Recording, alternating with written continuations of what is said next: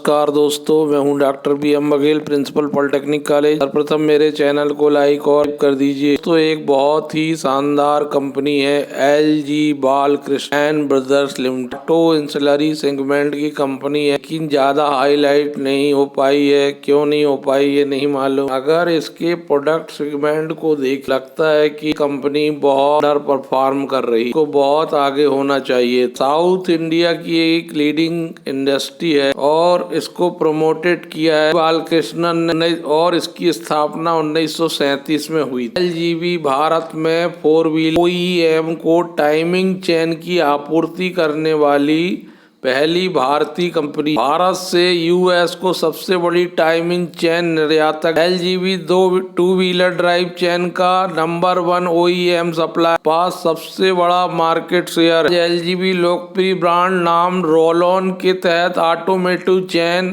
Sprocket और chain tensioner प्रमुख निर्माता सप्लायर हैं, निर्यातक हैं। एलजीबी विश्व स्तरीय फाइन ब्लैक्ड उत्पाद और सटीक मशीनीकृत गियर्स और पार्ट्स का भी उत्पादन करता है। कंपनी के पास 20 चेन मैन्युफैक्चरिंग यूनिट हैं, सभी ISO सर्टिफाइड हैं। दोस्तों, अगर हम इसके प्रोडक्ट सेगमेंट की बात करेंगे तो ऑटोमेटिव सेगमेंट में ड्राइव चेन आती है, इनकी सील्ड चेन, स्टैंडर्ड कार की चेनें आती हैं। ये देख लीजिए, ये 2 व्हीलर ये स्टैंडर्ड चेन होती है और ये सील्ड चेन होती है, ये कंपनी बनाती है। इसके बाद इंजन चेन ड्राइव होता है, इस प्रकार का होता है। स्पेशल एप्लीकेशन चेन होती है, इस प्रकार से यूज होती है। रेसिंग वाली जो गाड़ियां होती हैं उनके लिए बनाई जाती है। इसके अलावा स्प्रोकेट्स एंड गियर्स होते हैं, स्प्रोकेट्स एंड गियर कंपनी बनाती है। ये देखिए कितने प्रकार के स्प्रोकेट्स एंड गियर, ये आप देख सकते हैं। Alloy steel sprocket, island sprocket,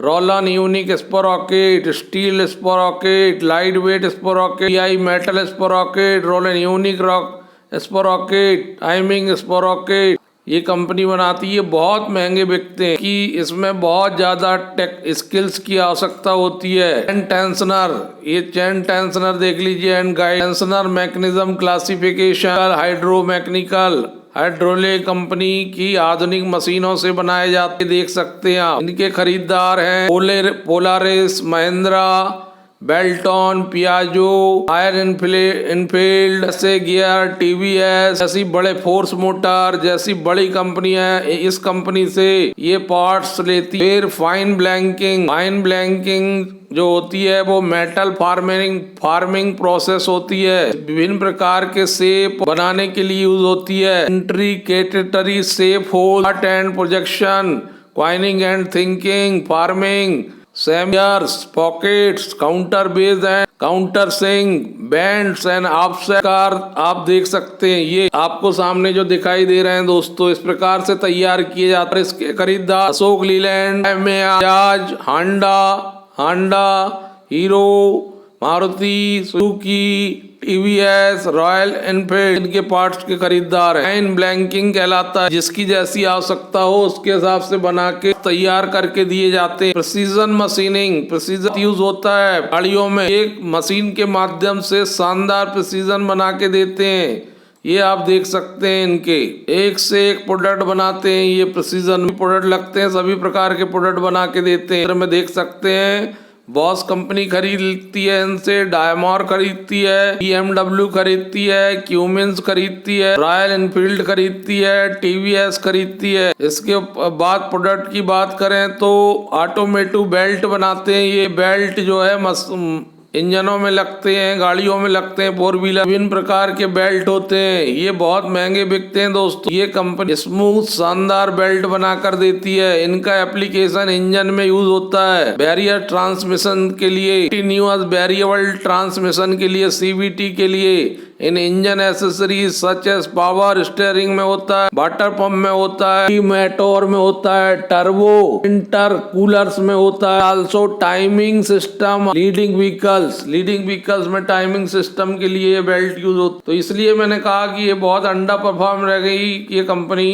इतने सारे प्रोडक्ट बनाने के बावजूद, इतना अच्छा पोर्टफोलियो प्रोडक्ट का होने के बावजूद आप देख सकते हैं ये स्कूटर प्रोडक्ट आते हैं ढेर सारे। वेट रोलर आता है, clutch slider, face cam, movable drive, 5G tag bag, cushion bush के, keyboard, arm set, starter, pinion, gear type ये स्कूटर के लिए बनाते हैं। ये स्कूटर है। रबर प्रोडक्ट भी बनाते हैं, बहुत सारे रबर प्रोडक्ट हैं। आजकल गाड़ियों में रबर प्रोडक्ट का बहुत ज्यादा इस्तेमाल किया जाता है। आधुनिकता के हिसाब से ये लोग रबर प्रोडक्ट भी बना। तो R&D डिपार्टमेंट है इनका, रिसर्च एंड डेवलपमेंट की कंपनी है। इंडेक्स S&P BS कैप है। इंडस्ट्री ऑटो पार्ट्स और इक्विपमेंट में आती है।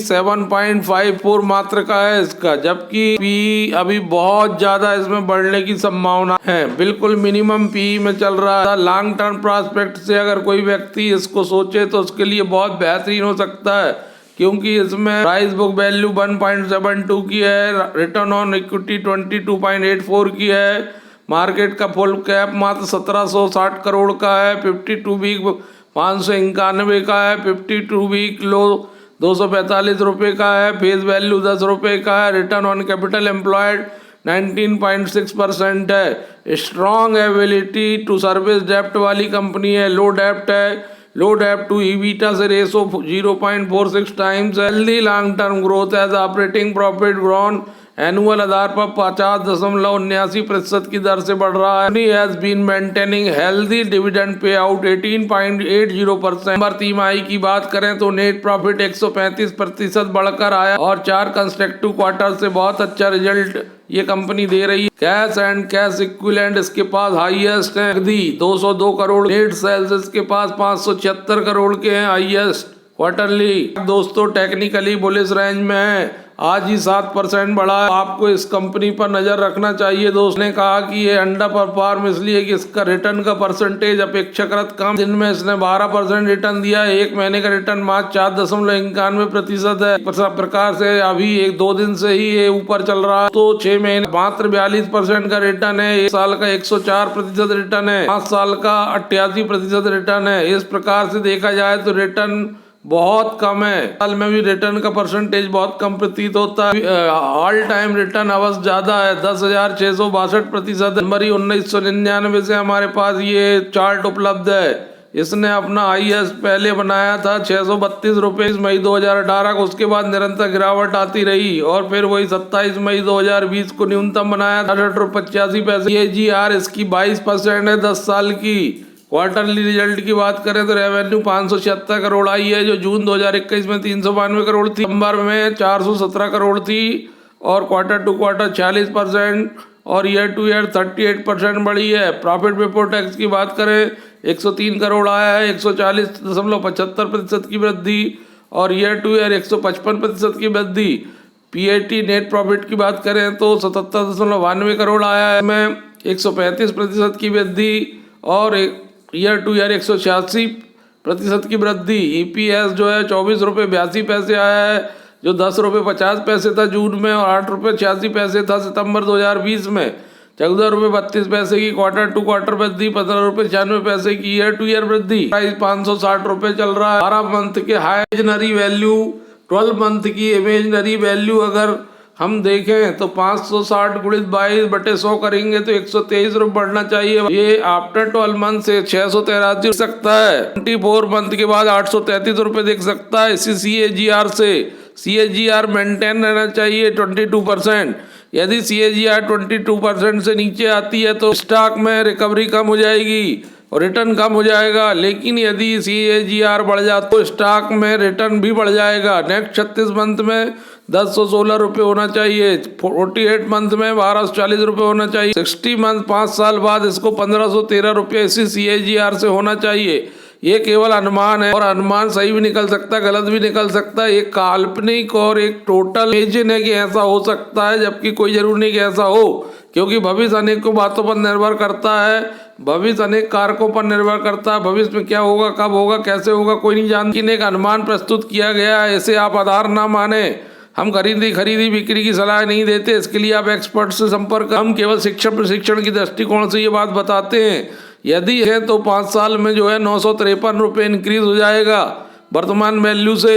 तो 170% का रिटर्न हमको 5 साल बाद इस स्टॉक में मिल सकता है। 22% की CAGR की दर लॉन्ग टर्म प्रोस्पेक्ट से आप इसको ध्यान में रख सकते हैं। बात करी जाए तो 2017 में 1258 करोड़ थी और 2020 में 1608 करोड़, ज्यादा 1688 2019 में आई थे दोस्तों। इसमें 2022 में इनकम कितनी आती है अलावा इसमें अगर इस स्टॉक में आप देखेंगे तो प्रमोटर की हिस्सेदारी 40.5% है। FII ने 5% की हिस्सेदारी ले रखी है। DII ने 12% की हिस्सेदारी ले रखी है। 86 की 42.1% हिस्सा पब्लिक के पास है। 44.07% हिस्सा सितंबर 2020 में प्रमोटर का था, लेकिन 40.05% सितंबर 2021 के आते आते बचा, मतलब है लगभग 4% के आसपास प्रमोटर ने शेयर्स की प्लेजिंग की। तो बैलेंस शीट की बात करें तो 837 करोड़ के total reserve and surplus, long term burrowing मात्र 9 करोड़ की है और शॉर्ट टर्म 39 करोड़ की है, इसलिए किसी प्रकार की कोई चिंता की बात नहीं है। लो डेप्ट कंपनी है दोस्तों। नमस्कार।